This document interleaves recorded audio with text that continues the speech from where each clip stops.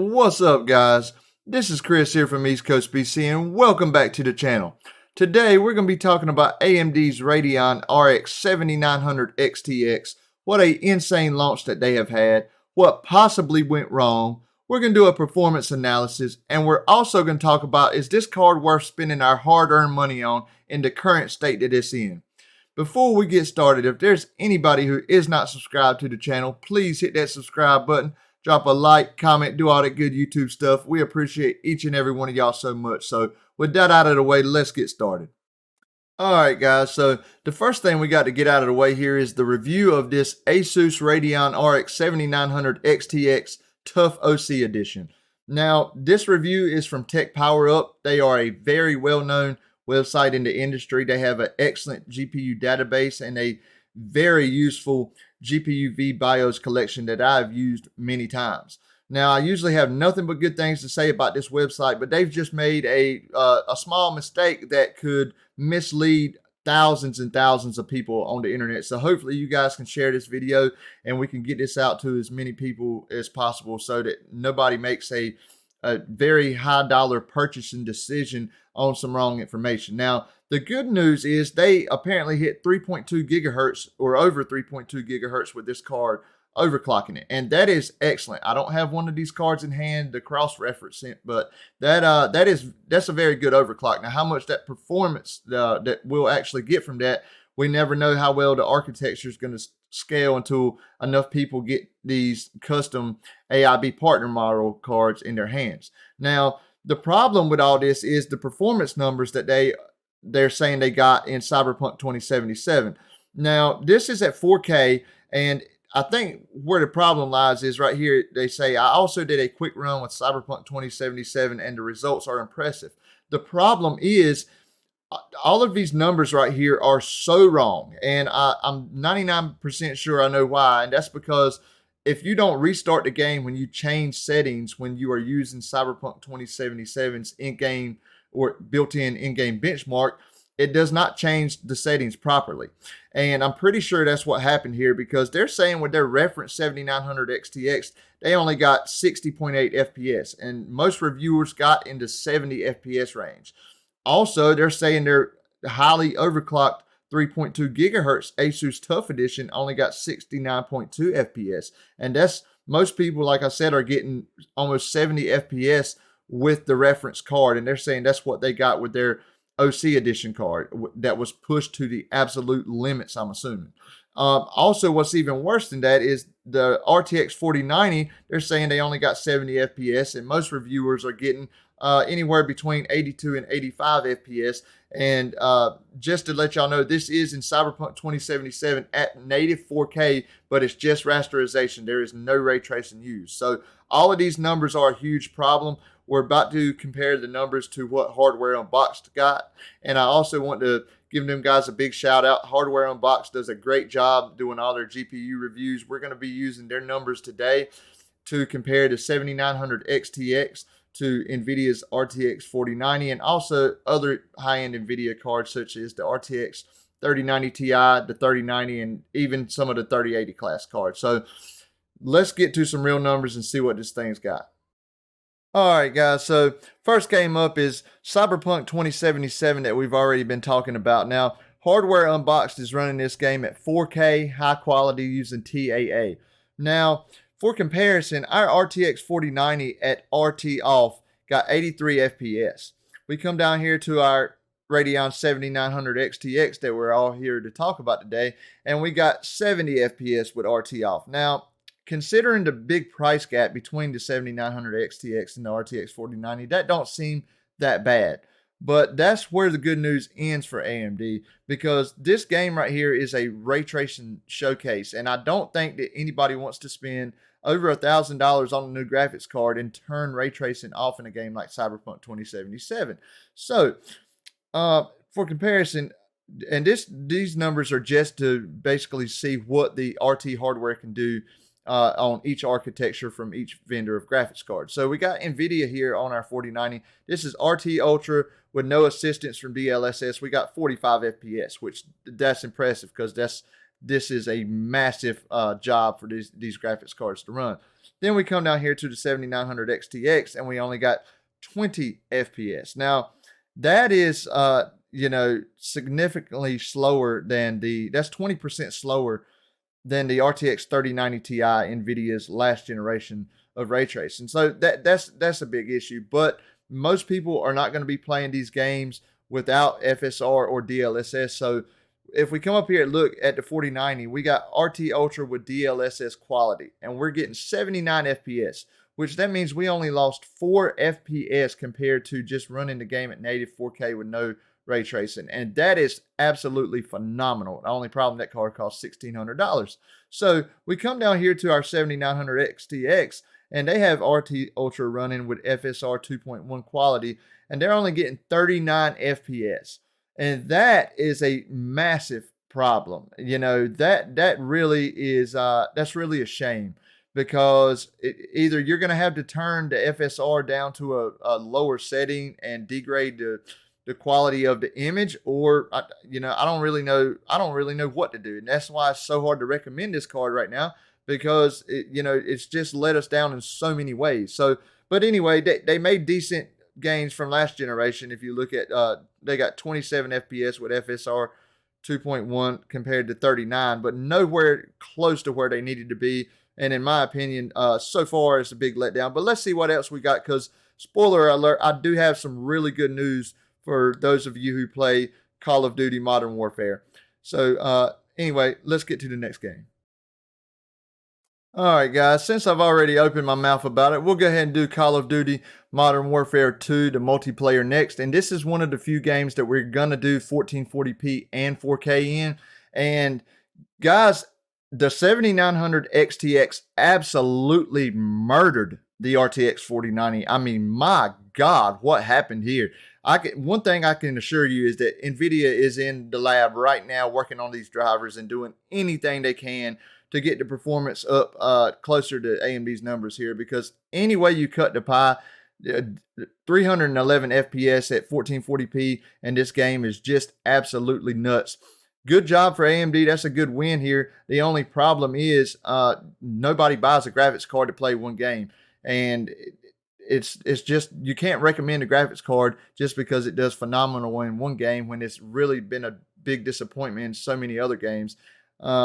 But anyway, 311 FPS compared to 243 on the RTX 4090, guys. And that's just extremely impressive to me. I mean, that we got 211 on AMD's last gen flagship, the 6950 XT.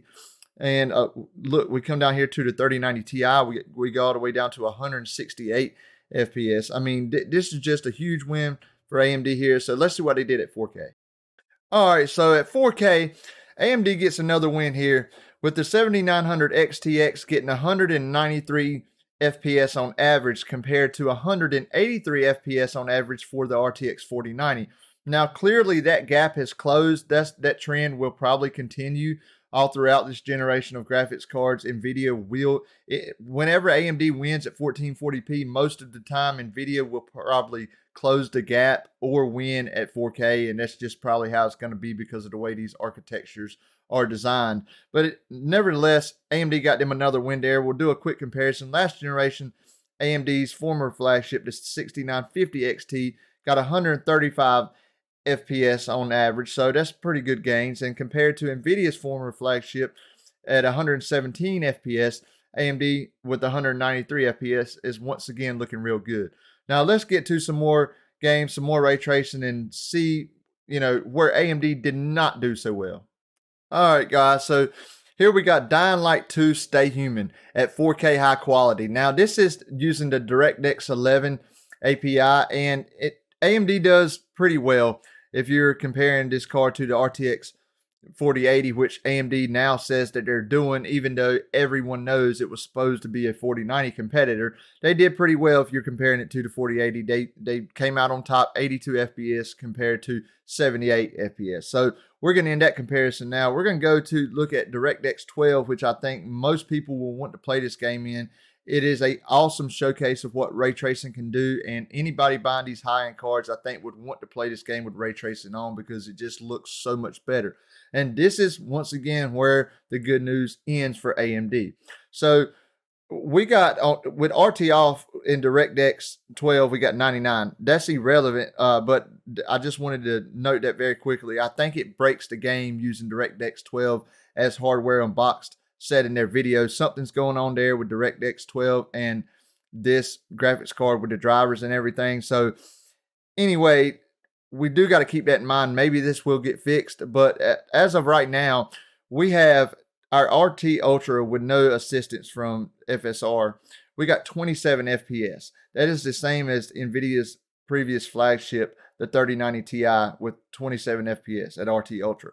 So yeah, they basically AMD has caught up to NVIDIA's last generation flagship. But comparing it to the newer cards that are on the market now, you know, it's just bad for AMD because we come up here, even if you want to compare it to the RTX 4080, we got 39 FPS at RT Ultra compared to 27. Or we got 58 FPS at RT Ultra with the RTX 4090 compared to 27. Now, once again, that's just raw RT performance. When you come up here and look at how most people will play the game, the RTX 4090 gets 101 FPS. The RTX 4080 gets 70 FPS. And then the 7900 XTX with FSR2 quality gets 49 FPS. So the 4090 literally doubles the performance, and the 4080 almost gets smack dab in the middle, or 5 FPS shy of getting smack dab in the middle. So not a good showing for AMD. I am truly disappointed with a lot of the game performance in a lot of these games for AMD's new graphics cards. I was really hoping we would get a lot more, but next, we're going to move to a game called the Callisto Protocol. It is a AMD sponsored title, so I wanted to throw that in because I wanted to give AMD a 100% fair shot at showing us what they could do with one of their first-party sponsored titles. So let's take a look at that. So at 1440p ultra quality using FSR2 in the Callisto Protocol, AMD and their 7900 XTX scored 166 FPS compared to 154 FPS for the RTX 4080. Now, that's still clearly very far behind the 194 FPS for the RTX 4090, but AMD did say this was an RTX 4080 competitor when they launched this card because of all the issues they had in the lab when creating this graphics card. So we'll give them a little break there. Now, let's see what they did in 4K. All right, so same goes for the 4K. At ultra quality, we got FSR2, and again, using temporal anti-aliasing. The 7900 XTX gets 118 FPS compared to 115 FPS with the RTX 4080. Now, clearly, like I said before, at 4K, the RTX 4080 is clearly closing the gap, but nevertheless, AMD still got them a good win here. Still way behind the RTX 4090. It's almost like the RTX 4090 is just in a class of its own at this point. And that's just seems like where the trend is going. But to sure things up, let's get their 16 game average from Hardware Unboxed before we wrap this video up, so we can kind of make a more broader final conclusion. All right, one quick thing to note here for both of these 16 game averages is that this is just pure rasterization performance. None of these numbers include ray tracing. But here we go. The 1440p, the 7900 XTX scored an average of 181 FPS compared to 180 with the RTX 4080. So at 1440p, almost neck and neck with the RTX 4080. And if that's what they're going for, then hey, they did okay if you exclude ray tracing, which at this point, I just don't think you can exclude ray tracing for at least 90% of folks out there buying these graphics cards. Still a good ways behind the RTX 4090 at 210 FPS. But once again, that gap is probably about to broaden with these 4K results. So here at 4K, the RTX 4090 is still exactly 29 FPS faster than the 7900 XTX. And the 7900 XTX, it ends up being 4 FPS faster on average than the RTX 4080. So the 7900 XTX was allowed to pull ahead of the RTX 4080 just a little bit more in 4K, and most of that is probably due to the much higher memory bandwidth of the 7900 XTX. But it, scored a little above the RTX 4080 and way behind the RTX 4090, which has basically been the trend of this whole entire video. Now, what kind of conclusion can we come to from all of this? Well, ultimately, I think so many of us for so long were hoping that AMD was going to bring an actual competitor to NVIDIA's highest end card, which is the RTX 4090, and they have failed miserably at that. Now, if they're competing with the RTX 4080, which they say they are now, in rasterization, they're doing pretty good, and they are failing badly in ray tracing. Hopefully, some of it will get a little bit better with drivers, but don't expect it to be no miracle or anything, guys. So where do I look at these numbers right here on the screen and come to my conclusion? Well, I guess it depends on exactly what you want. If all you do is play Modern Warfare 2, then yeah, go buy one of these cards. But for most people, they're kind of a hard sell at the moment. I do think they're still good cards. Excuse me when I said that. The 7900 XT, the card that it has an MSRP of $899, that card is absolute trash. It is a way bigger performance gap than it is price gap, so nobody should buy that card. It is absolute trash, and AMD should be ashamed of themselves for releasing it at that price, just like NVIDIA should be ashamed to release the RTX 4080 at $1,200. So both of those cards are a hard sell. The only problem that AMD gave us now is they kind of made the RTX 4080 not look nearly as bad as it did before these cards came out. So guys, I've tried to go over most of the main points for you. You know, it's like I said, it's hard to recommend these cards. They got a lot of driver issues at the moment, but there is games that they perform good in. If you absolutely just do not care about ray tracing, if you're against it, that might be a reason that you would go with one of these AMD cards, because they do pretty good in rasterization performance. But for me, in my personal opinion, it's just hard for me to recommend these cards right now. Because they lack so much in ray tracing performance, and I think that's growing more and more important in games every single day. So, guys, thank each and every one of y'all for watching this video. If there's anyone who is not subscribed to the channel, please hit that subscribe button, drop a like, comment, do all that good YouTube stuff. We thank each and every one of y'all so much, and we will see y'all soon.